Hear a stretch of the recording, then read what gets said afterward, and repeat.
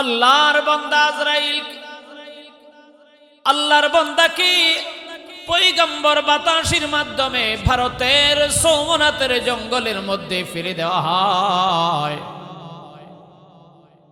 ও দোস্ত, আল্লাহর বান্দা ভারতের সোমনাথের দুর্গম জঙ্গলের মধ্যে বসে মনে মনে কয়, আল্লাহ বাঁচলাম তো বাঁচলাম, মৌতের হাত থেকে বাঁচলাম, বাঁচলাম তো বাঁচলাম, মরণের হাত থেকে বাঁচলাম, বাঁচলাম তো বাঁচলাম, আজরাইলের হাত থেকে বাঁচলাম। জোরে বলেন নাউজুবিল্লাহ। কাছে আসার পরে কয়, তুমি কি? তোমার ভয়ে আমি ফিলিস্তিনের জেরুজালেম থেকে আসলাম। তুমি কে? কয়, আমি তোর জীবন শেষ করা এক ফেরেশতা আজরাইল। এই কথা আল্লাহর বান্দা চিৎকার করে ডাক দিয়ে বলে, মালিক, ও মালিক রে, মরণের হাত থেকে বাঁচার জন্য ফিলিস্তিনের জেরুজালেম থেকে দৌড়ায়া দৌড়ায়া বাতাসের সাহায্যে ভারতের সোমনাথের জঙ্গলে আসলাম। আয় আল্লাহ, তুমি বুঝি এখানে আমার মরণের ফেরেশতা পাঠায়া দিছ? ফেরেশতারে ডাক দিয়া কয়ে, ফেরেশতা,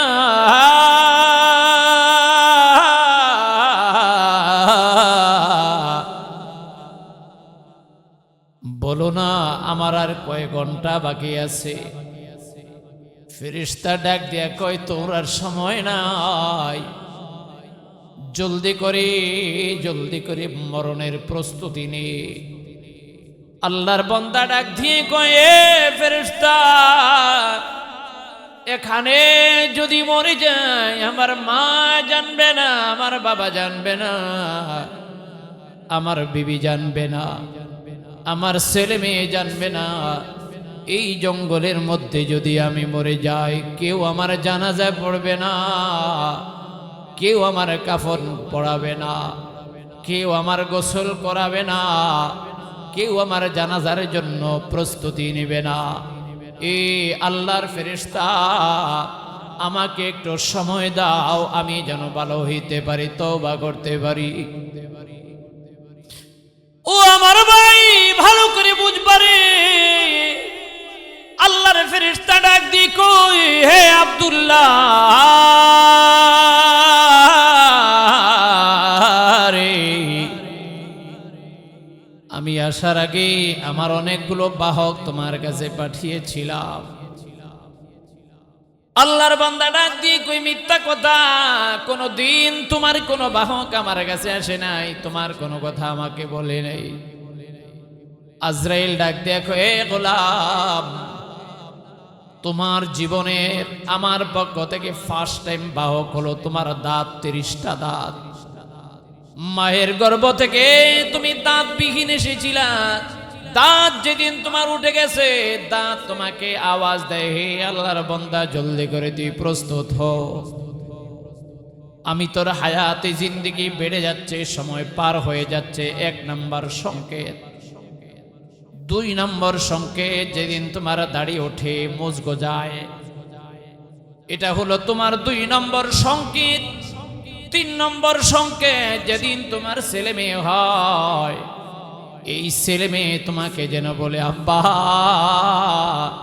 জলদি করে তুমি প্রস্তুত হও, আমাদের জন্য জায়গা খালি করে দাও। 4 নম্বর বাহক, ছেলের নাতি, মেয়ের নাতি, যেদিন তোমার ঘরে আসে, ডাক দিয়ে কই, দাদা ভাই জলদি করে তুমি তোমার পরপারের জন্য রেডি হয়ে যাও, আমাদের থাকার জন্য জায়গার ব্যবস্থা করে দাও। তোমার সময় ফুরে গেছে, তোমার সময় ফুরে গেছে, তোমার সময় শেষ হয়ে গেছে, দাদা ভাই জলদি করো। 6 নম্বর তোমার বাহক, যেদিন চুল পেকে যায়, দাড়ি পেকে যায় একটার পরে একটা, একটার পরে একটা। আমার পক্ষ থেকে একটার পরে একটা বাহক তোমার কাছে আসে রে, আর বলে জলদি করে রেডি হও, রেডি হও। সবচেয়ে বড় বাহক, তোমার ঘরের পাশে যখন তোমার চাচা মারা যায়, তোমার বাবা মারা যায়, তোমার দাদা মারা যায়, তোমার মা মারা যায়, তোমার দাদি মারা যায়, এক একজন মানুষ মারা যায়, এক একটা নসিহত আমার পক্ষ থেকে তোমার কাছে যায়। কাফা বিল মাউতে ওয়াইজা, এই বন্দা রেডি হয়ে যা, বন্দা রেডি হয়ে যা। আজ তোর দাদাকে নিয়ে গেলাম, কাল কিন্তু তোরে নেওয়ার জন্য আসবো। আজকে তোর বাবাকে নিয়ে গেলাম, কালকে আমি তোকে নেওয়ার জন্য আসবো রে। আজকে আমি তোর মাকে নিয়ে গেলাম, কালকে আমি তোকে নেওয়ার জন্য আসবো। আমার নবী কয় কাফা বিল মাউতি ওয়াইজা, একজন মানুষের জন্য নসিহত গ্রহণ করার জন্য এর চেয়ে বড় ওয়াজ হতে পারে না। একজন মানুষ যখন মরে যায়, এই মৃত ব্যক্তিটা ডাক দিয়ে কই আব্দুল্লাহ, এ আব্দুর রহমান, এ আব্দুর রহিম, এ আব্দুল করিম, জলদি করে রেডি হো। আমি তোর মতো একদিন নওজওয়ান ছিলাম, আমি তোর মতো একদিন টাকরা যুবক ছিলাম, আমি একদিন তোর মতো ক্ষমতাধর ব্যক্তি ছিলাম। জলদি করে রেডি হ, আজকে আমি পরপারে রওনা হয়ে গেলাম, কালকের জন্য তুই রেডি হ। এমন হতে পারে আমার পরের সিরিয়ালটা তোর জন্য চলে আসবে। জোরে বলেন সুবহানাল্লাহ। এই জন্য হযরতে আলী রাদিয়াল্লাহু তাআলা আনহু, আরে মানুষ তো ওনারা, আমরাও তো মানুষ, কিন্তু দোস্ত মানুষে মানুষে বহুত বেশ কম। হযরতে আলী রাদিয়াল্লাহু তাআলা আনহু একদিন নিজেকে ডাক দিয়া সম্বোধন করে কয়, ইযা হামালতা জানাজাতান ইলাল কবরি, ইযা হামালতা জানাজাতান ইলাল কবরি ফা'লাম বিআন্নাকা বা'দাহা মাহমুলু লা'মরুকা মাদ-দুনিয়া বিদারি বাকাই, লা'মরুকা মাদ-দুনিয়া বিদারি বাকাই, কাফাকা বিদারি দার ফানাহি, কাফাকা বিদারি দার ফানাহি। আল্লাহু আকবার। হায় হায় হায়। আলী ডাক দিয়া কয়, এ আলী, লা'মরুকা মাদ-দুনিয়া বিদারি বাকাই, এ আলী, আল্লাহর কসম করে বলছি, তোর জীবনের কসম করে বলছি, এই দুনিয়ার জীবন থাকার জীবন নয়। সুবহানাল্লাহ পড়ে আরো জোরে বলেন, মাদ-দুনিয়া বিদারি বাকাই, দুনিয়ার জীবন থাকার জন্য নয়, আসল বাড়ি হচ্ছে তোর জান্নাত। সুবহানাল্লাহ। ইযা হামালতা জানাজাতান ইলাল কবরি ফা'লাম বিআন্নাকা বা'দাহা মাহমুলু।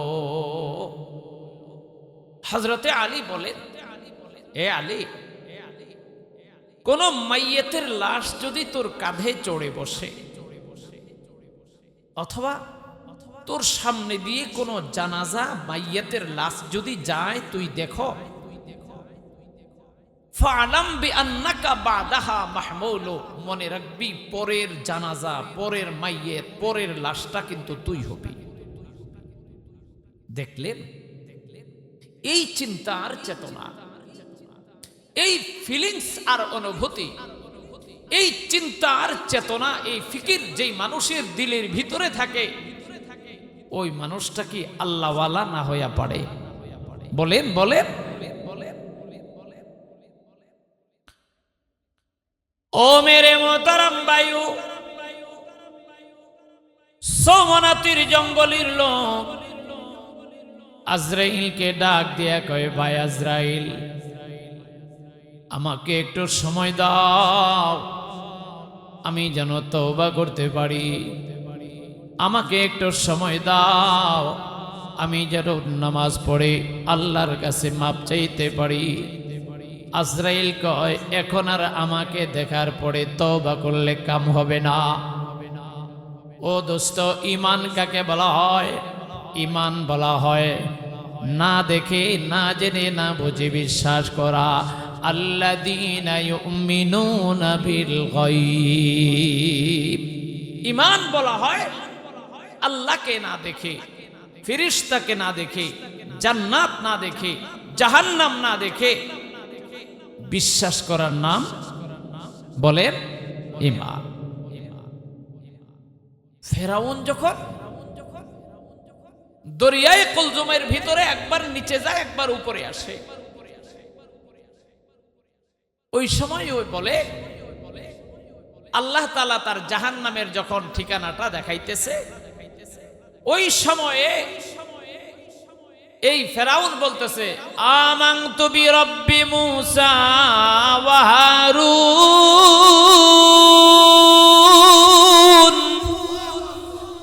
ও খোদা, তোমার উপরে ঈমান আনলাম, ও মূসার খোদা, ও মূসার হারুনের খোদা, আমি তোমার উপরে ঈমান আনলাম। ও পরওয়ারদিগারে আলম, তুমি আমার ঈমানকে কবুল করো। দোস্ত, আমার আল্লাহ ডাক দিয়া কয়, আল্লাহ,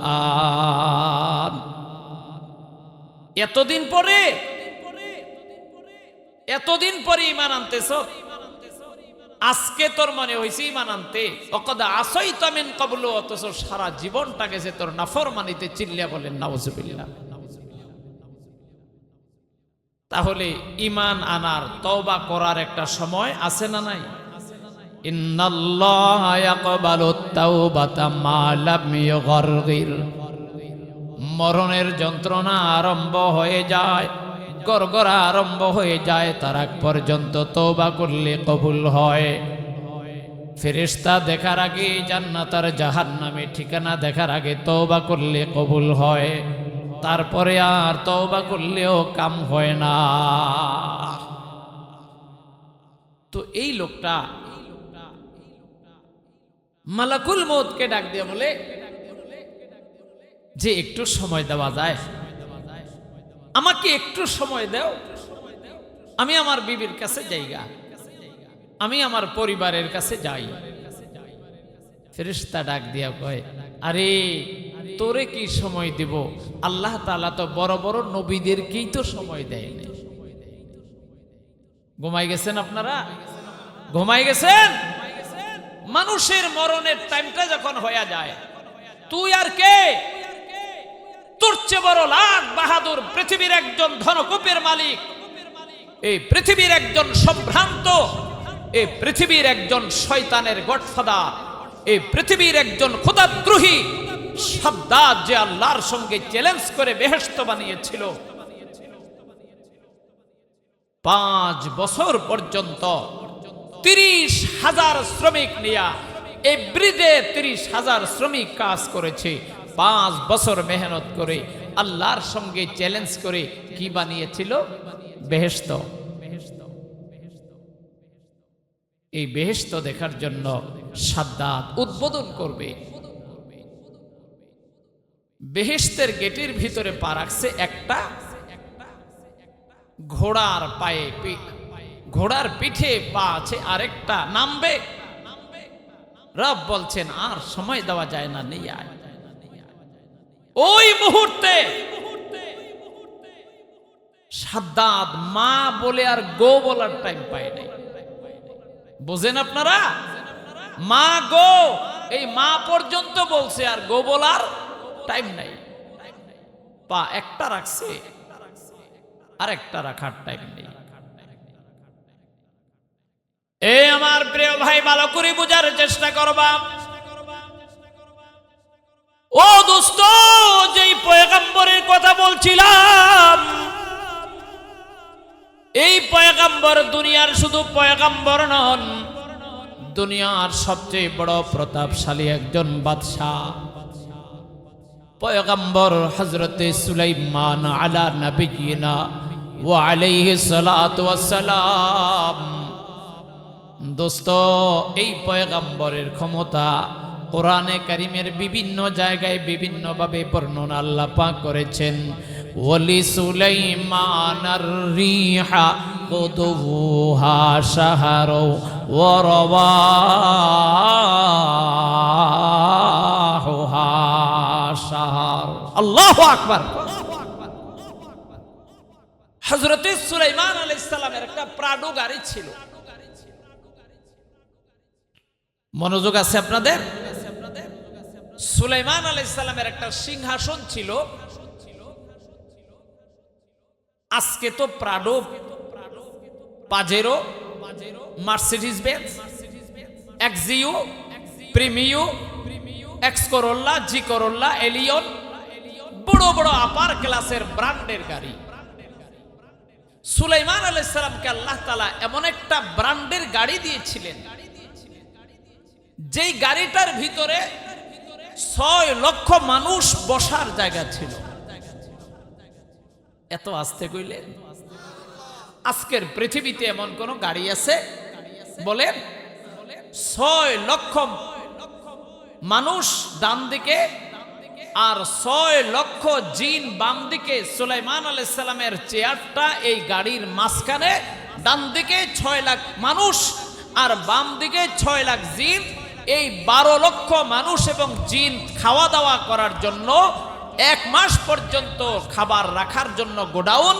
এই 12 লাখ জিন এবং মানুষ খাওয়া দাওয়া পান করার জন্য পানির ট্যাঙ্কির ব্যবস্থা গাড়ির ভিতরে ছিল।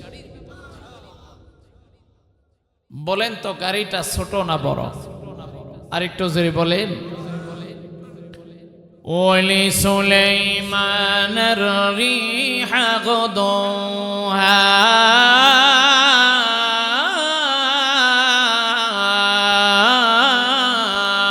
শাহর। আল্লাহ পাক পরওয়ারদিগারে আলম পয়গম্বর সুলাইমান আলাইহিস সালামকে ডাক দিয়ে কয়, পয়গম্বর, আপনাকে আমি বাংলাদেশের রাষ্ট্রপতি বানাই নাই, আপনাকে শুধু আমেরিকার রাষ্ট্রপতি বানাই নাই, সারা পৃথিবীর রাষ্ট্রপ্রধান বানাইলাম। ও দোস্তরে, 4 জন মানুষ সারা পৃথিবীতে এটে এটে মেয়ে রাষ্ট্রপ্রধান ছিলেন। আল্লাহু আকবার বলেন। কয়জন? একজন বখতেনাসার, একজন নমরুদ, 2 জন হলো কাফের। একজনের নাম বখতেনাসার, একজনের নাম নমরুদ। 2 জন মুসলমান, একজন পয়গম্বর সুলাইমান, একজন বাদশাহ যুলকারনাইন। সুবহানাল্লাহ। সারা পৃথিবীর প্রেসিডেন্ট। এখন বাংলাদেশে বৈশা আমেরিকা যাওয়া লাগবে। সুলাইমান আলাইহিস সালামের প্রাডো গাড়িটা শুনালো না। একটু লম্বা আলোচনা করব না, আপনারা বিরক্ত হইয়েন না। আর কষ্ট পাইতেছেন? আপনারা বললে আমি আলোচনা শেষ করে দেব। করে দিব? আলোচনা চলবে? কে কে রাজি আছেন একটু দেখি হাত উড়ান দেখি। নারে তাকবীর। আওয়াজে তো কয় না বেশি সময় চলবো। দেখি এবার আওয়াজটাই আমি বুঝবো আলোচনা কতক্ষণ, 10 মিনিট না 20 মিনিট। নারে তাকবীর। মনে হয় 15-20 মিনিট চালানো যাবে। কি বলেন, কষ্ট হবে? বলছিলাম সুলাইমান আলাইহিস সালাম সারা পৃথিবীর প্রেসিডেন্ট। আল্লাহ তাআলা ওনাকে প্রাডো গাড়ি দিলেন। তাফসিরে মাযহারিওয়ালা লিখছে, ডান দিকে 6 লাখ মানুষ, 6 লক্ষ চেয়ার, বাম দিকে 6 লক্ষ চেয়ার, পানির ট্যাঙ্কি, খাবার রাখার গোডাউন, মাঝখানে সুলাইমান আলাইহিস সালামের চেয়ার মোবারক। চিৎকার করে বলেন মারহাবা। ওয়ালি সুলাইমানার রিহা গুদুহা শাহরু ওয়া রাওয়াহুহা শাহর। আল্লাহ পাক পয়গম্বর হযরত সুলাইমান পয়গম্বরকে ডাক দেয়া কয়, পয়গম্বর তুমি আমেরিকায় যাইবা, তুমি লন্ডনে যাইবা। ও সুলাইমান নবী তুমি কেমনে করে যাইবা রে? ও পয়গম্বর তোমার গাড়ির মধ্যে অকটেন লাগবে না, পেট্রোল লাগবে না, ডিজেল লাগবে না, কেরোসিন লাগবে না। আল্লাহু আকবার। কোন তেল লাগবে না।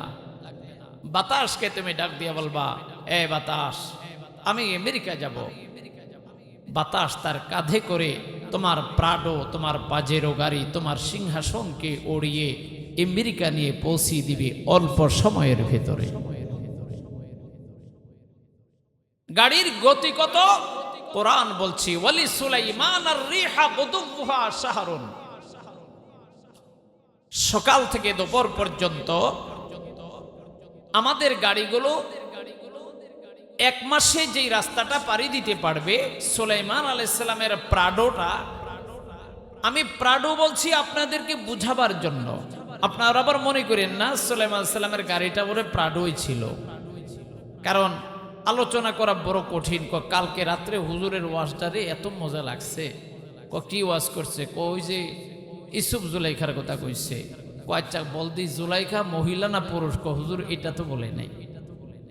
জুলাইখার ওয়াজ শুনছে, কিন্তু হুজুরে এই কথা বলছে না যে জুলাইখা মহিলা না পুরুষ। আচ্ছা আপনারা বলেন জুলাইখা মহিলা না পুরুষ? সবার ঠিক আছে তো মাথা? মহিলা না পুরুষ? যাজ্ঞা এই গঠন আজকে আমার আলোচ্য নয়। সুলাইমান আলাইহিস সালামের প্রাডো বা পাজেরো অথবা সিংহাসন সকাল থেকে দুপুর পর্যন্ত এক মাসের গন্তব্যের রাস্তা, এবং দুপুর থেকে সন্ধ্যা পর্যন্ত এক মাসের রাস্তা পাড়ি দেওয়ার সক্ষমতা ছিল। সুবহানাল্লাহ পড়ে। বাসুলাইমা দাদে মুলকো সরওয়ারি, বাসুলাইমা দাদে মুলকো সরওয়ারি, সুদমতি খাতামশ দেওয়া পারি। সুলাইমান আলাইহিস সালামকে আল্লাহ তাআলা এই পাওয়ার দিলেন। আমি পাওয়ারটা শুনাইলাম সংক্ষেপে। আরেকটা উপমা শুনবেন? শুনবেন? সুলাইমান আলাইহিস সালামের লম্বা ঘটনা, একদম শেষ কথা। যখন জানলেন যে বর্তমান পৃথিবীতে ইয়ামানের রাজধানী হলো সোনা, এই সোনাতে একজন রাষ্ট্রপ্রধান আছে মহিলা, এর নাম হচ্ছে রানী বিলকিস। বিলকিস মহিলা, এমনি তিনি অবাক, মহিলা আবার প্রেসিডেন্ট হয়? কহ মহিলা আবার প্রেসিডেন্ট? আচ্ছা মহিলার ধর্ম কি? কই ইয়াসজুদুনা লিশ-শামসি মিন দুনিল্লাহ। এই মহিলার ধর্ম হলো সূর্য হলো তার খোদা। বলেন কিছু? নাউজুবিল্লাহ না আলহামদুলিল্লাহ? রানী বিলকিসের খোদার নাম কি? সূর্য। নবী হিসাবে একটা দাওয়াতনামা পাঠাইলেন। সব কথার শেষ কথা,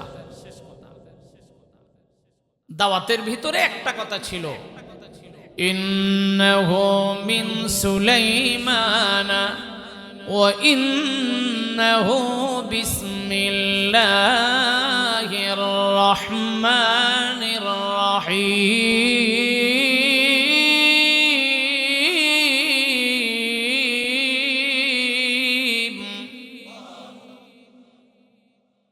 আহা কি সুন্দর চিঠি!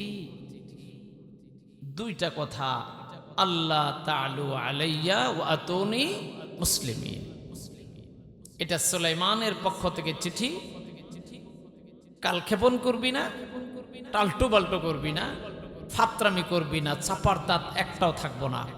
আল্লাহ তাআলু আলাইয়া, মস্তানি বন্ধ, রংবাজি বন্ধ, আমার কাছে মুসলমান হয়ে আয়। চিল্লিয়ে বলেন সুবহানাল্লাহ। রানী বিলকিসের চিঠিটা পায়া পেরেশান হয়ে গেছে। যত বড় প্রেসিডেন্টই হোক, বাঘের উপরে তো আবার টাগও আছে।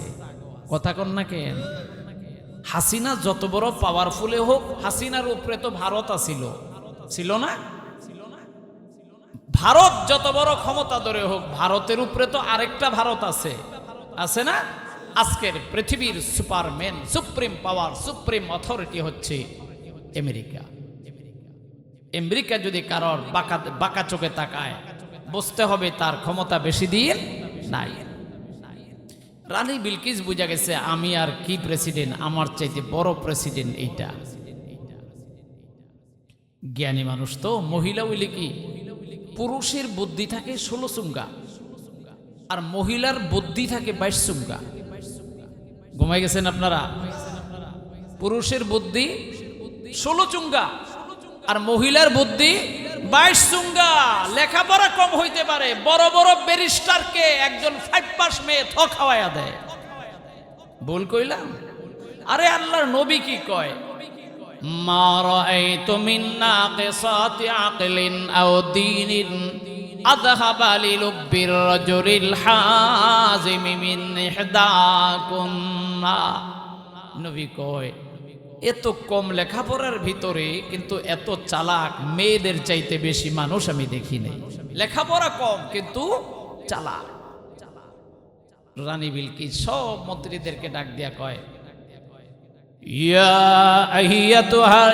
আইয়ুহাল মালাউ আফতুনি ফি আমরি মা কুনতু কাতিআতান আমরা হাত্তা তাশহাদুন।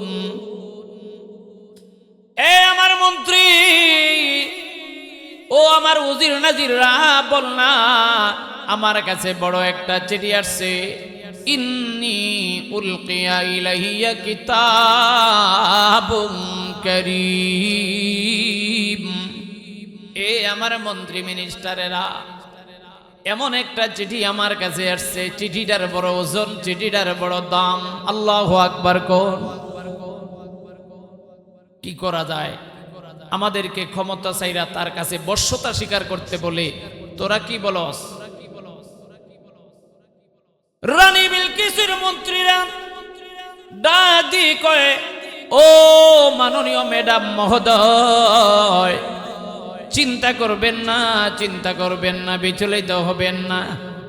আমাদের অর্থবল, আমাদের জনবল, আমাদের অস্ত্রবল, আমাদের কোন বলের অভাব, আমরা বড় শক্তিশালী। বললে আমরা যুদ্ধ কইরা সুলাইমান নবীকে পরাজয় করায় দেব। চিল্লে বলেন নাউজুবিল্লাহ।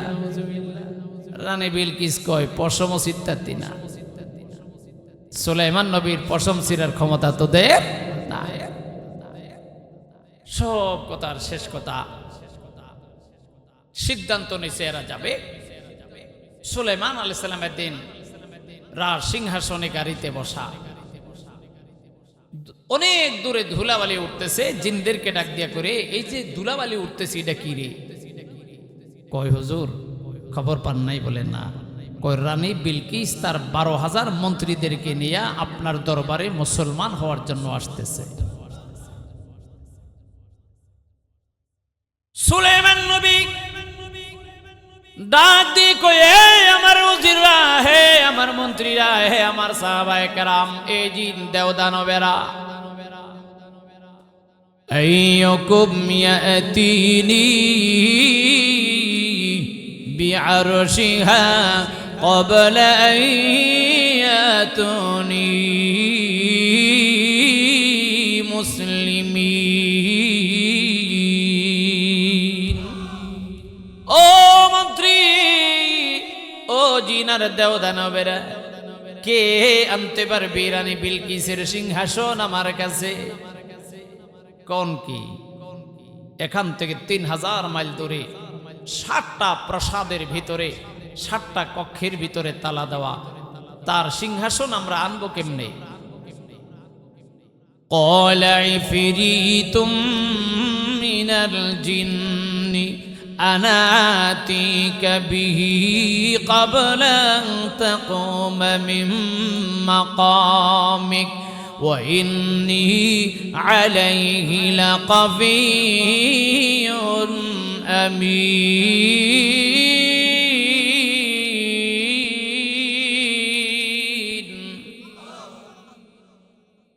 বড় শক্তিশালী এক জিন ডাক দিয়া কয়, মহারাজ আপনি যদি দোয়া দেন, আমি আল্লাহ রহমতে 60টা প্রাসাদের তালা ভাঙ্গা 3000 মাইল দূর থেকে আমি কিন্তু এই রানী বিলকিসের সিংহাসন আপনার দরবারে হাজির করে দিতে পারবো। সুলাইমান আলাইহিস সালাম বললেন, পারবি তো? সময় কত লাগবে? বলল যে আপনি এই মজমাতে বসে আছেন, এই মজমা থেকে দাঁড়াবার আগেই আমি আপনার কাছে পৌঁছে দেব। সুলাইমান আলাইহিস সালাম কয়, না, এটা তো দেরি হইয়া যায়। বলেন কি হইয়া যায়? দেরি হইয়া যায়, বসা থেকে দাঁড়াইতে যে সময় লাগে তার। قال الذي عنده علم من الكتاب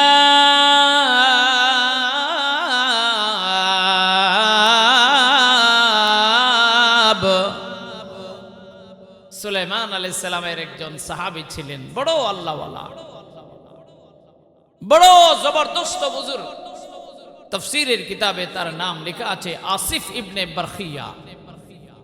উনি বলছেন, আমি আনতে পারবো, আনা আতিকা বিহি ক্বাবলা আইয়ারতাদ্দা ইলাইকা তরফুক। হে পয়গম্বর, আমি আনতে পারবো। কত সময় লাগবে? বলে আপনার চোখের পাতা বাড়ি দিবার আগে, চোখের পলকের মধ্যে আমি আপনার দরবারে হাজির করে দেব। আরো জোরে বলেন। এটা আমি বুঝাইলাম ওনার দুনিয়ার জাগতিক পাওয়ার। এই পাওয়ারটা না বললে আপনারা বুঝতেন না আমার সামনের কথাটা। পয়গম্বর সুলাইমান বাইতুল মুকাদ্দাসের কাজ, আল্লাহ পাকের ঘরের কাজ, বাইতুল মুকাদ্দাসের কাজ করছেন। মালিকের পক্ষ থেকে আওয়াজ আসছে, আমার পয়গম্বর, সময়টা তোমার ঘনায় আসছে, দুনিয়ার টাইম তোমার পরে আসছে। এ পয়গম্বর, জলদি করে তুমি রওনা হওয়ার জন্য প্রস্তুতি নাও। সুলাইমান নবী আল্লাহকে ডাক দেয়া বলে, মালিক, এ পরবর্তীকারে আলম, আমি যদি আজকে মারা যাই, বাইতুল মুকাদ্দাসের কাজ বন্ধ হয়ে যাবে। কেন বন্ধ হয়ে যাবে? বলে বাইতুল মুকাদ্দাসের সমস্ত কর্মচারী হলো দুনিয়ার বড় বড় শক্তিশালী জিন, আর জিনেরা পয়গম্বর সুলাইমান ছাড়া কাউকে ভয় করে না। ও মালিক, এই মুহূর্তে যদি আমি মারা যাই, বাইতুল মুকাদ্দাসের কাজ বন্ধ হয়ে যাবে। মালিক রে, হায়াতের পরিমাণটা একটু কমানো বাড়ানো যায় কিনা? কথাটার ভাবটা যেন এমন বুঝাতে চান। আমার মালিক ডাক দিয়া কয়, পয়গম্বর, ইযা জাআ আজালুহুম লা ইস্তাখিরুনা সাআতাও ওয়া লা ইস্তাকদিমুন। এ নবী রে, দুনিয়ার সংবিধান গরিবের জন্য একরকম, ধনীর জন্য আরেক রকম, নিজের দলের মানুষের জন্য একরকম, বিরোধী দলের মানুষের জন্য একরকম। কিন্তু আমার দল নাই, আমার বিরোধী দল নাই, নবী নাই, ওলি নাই, গাউস নাই, কুতুব নাই, গুনাহগার নাই, নেককার নাই, ছোট নাই, বড় নাই, শিক্ষিত নাই, ধনী নাই, গরিব নাই, সর্বস্তরের মানুষের জন্য আমার সংবিধান একরকম। চিল্লে বলেন সুবহানাল্লাহ। আমার সংবিধান হলো মরণের টাইম যখন চলে আসে, বিন্দু পরিমাণ সময় বাড়িয়ে দেওয়ার সুযোগ না।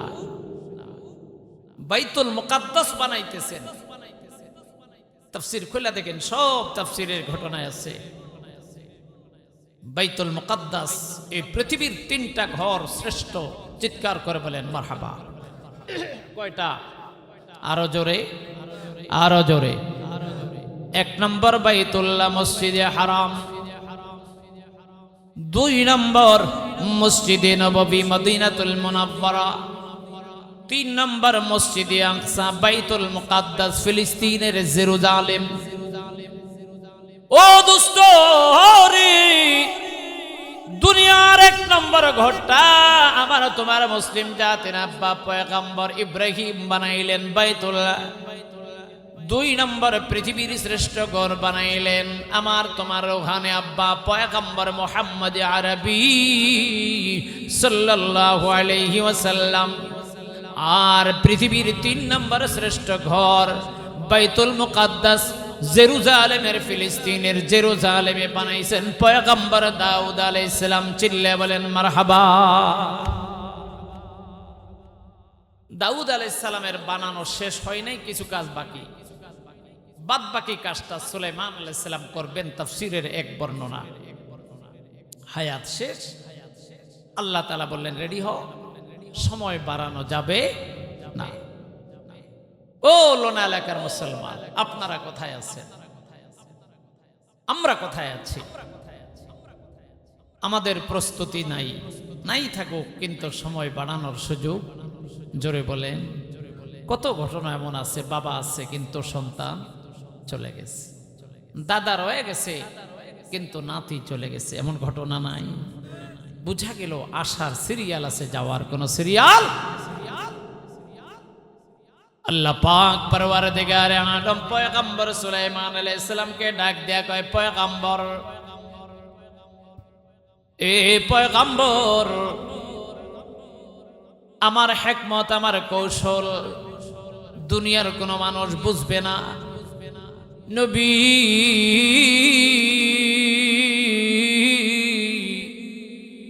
হায়াতের মেয়াদ যেখানে আপনার শেষ, সেখানে আপনাকে আমি নিয়ে আসবো, বাইতুল মুকাদ্দাসের কাজ আমি রানিং রাখবো। আল্লাহু আকবার। এ নবী সুলাইমান, আপনার একটা দায়িত্ব হলো বাইতুল মুকাদ্দাসের মেহরাবের সামনে আপনি একটা লাঠিতে দাঁড়ায় টেক লাগায় হেলান দিয়া থাকেন। বাইতুল মুকাদ্দাসের সামনের গ্লাসগুলি ছিল কাচের, ভিতর থেকে বাহিরে, বাহির থেকে ভিতরে সব ক্লিয়ার দেখা যায়। পয়গম্বর সুলাইমান দাঁড়ায় আছে, সুলাইমান পয়গম্বর লাঠিতে টেক লাগায় দাঁড়িয়ে আছেন। হায়াত যখন ফুরায় গেছে, তেনার ইন্তেকাল হয়ে গেছে। বাইতুল মুকাদ্দাসের কাজ দিনের পরে রাত, রাতের পরে দিন বিরতিহীন ভাবে চলছে। বাইতুল মুকাদ্দাসের কাজ যেদিন শেষ হয়ে যায়, আমার মাওলা ডাক দিয়ে কয়, এ ফারসালনা আলাইহিম দাব্বা। দুনিয়ার পয়গম্বর সুলাইমান দাঁড়ায় আছে, সুলাইমান পয়গম্বরের দাঁড়িয়ে হেলান দিয়ে থাকা এই লাঠিটা খাওয়ার জন্য আল্লাহ পাক কিছু গুণ পোকাকে পাঠায় দিলেন। গুণ পোকাকে বলে দিলেন, এ গুণ পোকা, পয়গম্বর সুলাইমান আলাইহিস সালামের লাঠিটা আস্তে আস্তে খেয়ে ফেলো। পয়গম্বরের লাঠি খেয়ে ফেলা হয়, পয়গম্বর জমিনের মধ্যে পড়ে যান। জিন্নাত আর দেওদানবেরা দৌড়ে আসছে। হায় হায়, আমাদের নবী, আমাদের পয়গম্বর অনেক দিন পর্যন্ত আমাদের ডিউটি করতেছেন, দাঁড়ায় আছেন, বাসায় যান না, বাড়ি যায় না, অসুস্থ বুঝি হয়ে গেলেন, দৌড়ে আসছে পয়গম্বরের খোঁজখবর নেওয়ার জন্য। জিন্নাতের মধ্যে, দেওদানবের মধ্যে বড় বড় ডাক্তার আছে, বড় বড় প্রাজ্ঞ বিজ্ঞ ডাক্তার। এই ডাক্তাররা তালাশ করে দেখে পালস বাজে কিনা, শিরা বাজে কিনা, হৃৎপিণ্ড চলে কিনা। না দেখা যায় সুলাইমান আলাইহিস সালামের হৃৎপিণ্ড বন্ধ, পালস বন্ধ, শিরা বন্ধ, সব বন্ধ। পয়গম্বর মারা গেছে। গবেষণা আরম্ভ হয়ে গেছে। কোন দিন মারা গেল গবেষণা করে দেখা যায় আজকে নয়, কালকে নয়, 1 সপ্তাহ নয়, 2 সপ্তাহ নয়, আজ থেকে 2 বছর আগে পয়গম্বর দুনিয়া থেকে চলে গেছে। দোস্ত, এত বড় মহান বাদশাহ বাইতুল মুকাদ্দাসের নির্মাণের লক্ষ্যে ইচ্ছে করলে আল্লাহ তাআলা যদি তার হায়াত বাড়িয়ে দিতেন, কারোর বলার কোনো ক্ষমতা ছিল? জোরে বলেন ছিল? ওনাকেই যখন সময় দেওয়া হয় নাই, মনে হয় কি আমাদের সময় দেওয়া হবে? ভারতের সওমনাথের জঙ্গলের ওই লোকটার কথা ভুলে গেছেন আপনারা? আজরাইলকে ডাক দিয়ে করে, ভাই আজরাইল, আমাকে একটু সময় দাও। ধমক দিয়ে বলেন, না, সময় দেওয়া হবে না, সময় দেওয়ার কোনো সুযোগ নাই। হায়াতের মেয়াদ যেখানে তোমার ফুরায় যাবে, মুহূর্তের মধ্যে আমি তোমার আত্মা কবজা করে নেব। আল্লাহর বান্দা ডাক দিয়ে কয়, তাহলে আমার জানাজা কে পড়াবে? তাহলে আমার কবর কে খনন করবে? তাহলে আমার গোসল কে দিবে? তাহলে আমার জানাজার ব্যবস্থা কে করবে? দোস্ত, আজরাইল যেন আবার ডাক দিয়ে কয়, জানাজা কাফন মাটি নাহি রে তোর নসিবে,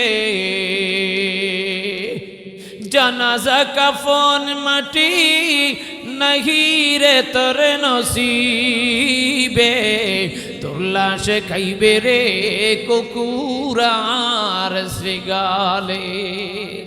এ আল্লাহর বান্দা, তোর কপালে জানাজা হবে না, তোর কপালে কবর হবে না, তোর কপালে গোসল নাই, কাপড় নাই, তুই এখানে মারা যাবি।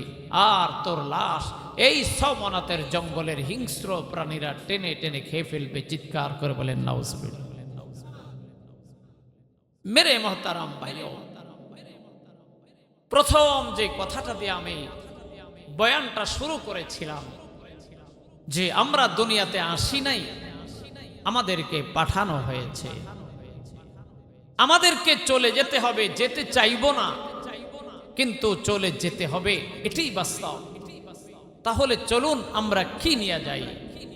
ওয়াল্লাযীনা হুম লিআমানাতিহিম ওয়া আহদিহিম রাউন। রব্বুল আলামিন বলেন, এই দুনিয়াতে খাঁটি মুসলমান হও, খাঁটি ইমানদার হও, খাঁটি মুমিন হও, খাঁটি ইমানের সিফত নিয়ে যাও, খাঁটি আল্লাহওয়ালা হয়ে যাও, তাহলে তোমার পরপারে গেলে সুখ আর সুখ পাওয়া যাবে। চিল্লিয়ে বলেন সুবহানাল্লাহ। আমি যে আয়াতটা তিলাওয়াত করেছি, এই আয়াতটা সূরা মুমিনুনের, এই সূরা মুমিনুনের ফার্স্ট থেকে আল্লাহ তাআলা খাঁটি মুমিনের কিছু বৈশিষ্ট্যের কথা বলেছেন। খাঁটি মুমিনের বৈশিষ্ট্যের ভিতরে এক নাম্বার বৈশিষ্ট্যের কথা আল্লাহ পাক বলছেন, কদ আফলাহাল মুমিনুন আল্লাযীনা হুম ফি সালাতিহিম খাশিউন। আল্লাহ তাআলা বলেন, ও ঈমানদারেরা সফল, ও ঈমানদারেরা কামিয়াব, ও ঈমানদাররা জান্নাতি, ওই মুমিনরা আল্লাহওয়ালা, যাদের নামাজটা বিনয়ের সঙ্গে একাগ্র চিত্তে যারা নামাজ আদায় করেছে, তারা আল্লাহর কাছে এক নম্বর খাঁটি ইমানদার। চিল্লা বলেন আলহামদুলিল্লাহ। আরো জোরে বলেন। এক নম্বর খাঁটি ইমানদারের জন্য নামাজ এক নম্বর লাগবে না 2 নম্বর হলেও চলবে? জোরে বলেন। তাহলে এক নম্বর ইমানদারের জন্য 1 নম্বর নামাজ চাই। আমরা কি 5 ওয়াক্ত নামাজ পড়বো ইনশাআল্লাহ? জোরে বলেন, পড়বো? কে কে পড়বো একটু হাত উড়ান দেখি। নারে তাকবীর। আল্লাহ আপনি আমাদের সকলকে 5 ওয়াক্ত নামাজ পড়ার তৌফিক দেন। পড়বো ভাই, পড়বো ইনশাআল্লাহ, পড়বো ইনশাআল্লাহ। মরার আগে না পরে? মরার আগে না পরে? তো মরণ কোন দিন? মরণের কোনো টাইম আছে? মরণের কোনো নির্ধারিত মেয়াদ আমার কাছে জানা আছে? তাহলে আমরা পণ করি, আমরা অঙ্গীকার করি, আমরা ওয়াদা করি, এখন থেকে নামাজ ছাড়বো না। বলেন ইনশাআল্লাহ। জোরে বলেন, আরো জোরে। নামাজ আর ছাড়বো না। 1 নম্বর নামাজওয়ালা হইলে 1 নম্বর ইমানদার হওয়া যাবে। আল্লাহ তাআলা আমাদেরকে তৌফিক দান করে। বলেন আমিন। সম্ভবত ঈদগাহের জন্য না, হ্যাঁ, কবরস্থান উন্নয়নের জন্য, এখানে কবরস্থান একটা আছে উন্নয়নের জন্য। আপনারা যদি, আমি মুসাফির মানুষ, ইনশাল্লাহ সবার জন্য আমরা দোয়া করব। যেই বাড়িতে আমাদের মরার পড়ে যেতে হবে, সেই কবরস্থানের জন্য এই মুহূর্তে যদি আপনারা কেউ দিতে চান, 1000 হোক, 2000 হোক, 5000 হোক, সবাই একটু, সকলে একটু একটু করে শরীক হইলে ইনশাল্লাহ এই কবরস্থান উন্নত হবে। এটা হচ্ছে আমাদের পরকালের বাড়ি, এটাই হচ্ছে আমাদের পরকালের গন্তব্য, এটাই হচ্ছে আমাদের পরকালের ঠিকানা। আল্লাহ তাআলা এই বাড়িতে যাওয়ার আগে বাড়ির পরিপূর্ণ প্রস্তুতি নিয়ে যাওয়ার তৌফিক দান করে। সকলে বলেন আমিন। কয়েকবার জিকির করে লা ইলাহা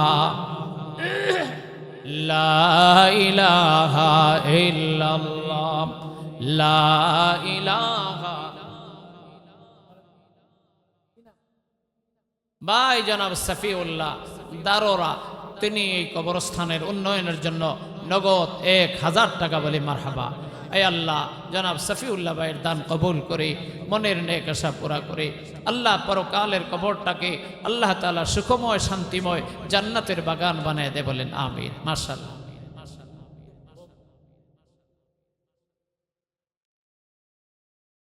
মাশাআল্লাহ, আজকের মাহফিলের সম্মানিত সভাপতি দাররা মাদ্রাসার মুহতামিম হযরত মাওলানা আহমদুল্লাহ সাহেব তিনি দিলেন 2000 টাকা বলি মারহাবা। আল্লাহ তাআলা জনাব মাওলানা আহমদুল্লাহ সাহেবের দান কবুল করে মনের নেক আশা পুরা করে ইহকাল পরকালের কামিয়াবি নসিব করে, বলেন আমিন। মাশাআল্লাহ। মকবুল হোসেন ভাই নগদ 5000 টাকা বলি মারহাবা। আল্লাহ মকবুল ভাইয়ের দান কবুল করে মনের নেক আশা পুরা করে ইহকাল পরকালের কামিয়াবি নসিব করে, বলেন আমিন। জনাব নেয়ামতুল্লাহ ভাই উনি দিলেন 500 টাকা। আল্লাহ এই ভাইয়ের দানটাকে কবুল করে, বলেন আমিন। কি নাম ভাই? ও আবু হানিফ। আবু হানিফ নামে এক ভাই নগদ দিলেন 500 টাকা। এই যে 500 টাকা দিলাম। মাশাআল্লাহ, আল্লাহ তাআলা কবুল করে, বলেন আমিন। লাইলি খাতুন কত? মাশাআল্লাহ, আমার একটা বোন লাইলি খাতুন নগদ 5000 টাকা বলে মারহাবা। আল্লাহ আমার বোনটার দান কবুল করে মনের নেক আশা পুরা করে ইহকাল পরকালের কামিয়াবি নসিব। তাজুল ইসলাম দারোরা 1000 টাকা। আল্লাহ এই ভাইয়ের দানকে কবুল করে, বলেন আমিন। মাশাআল্লাহ।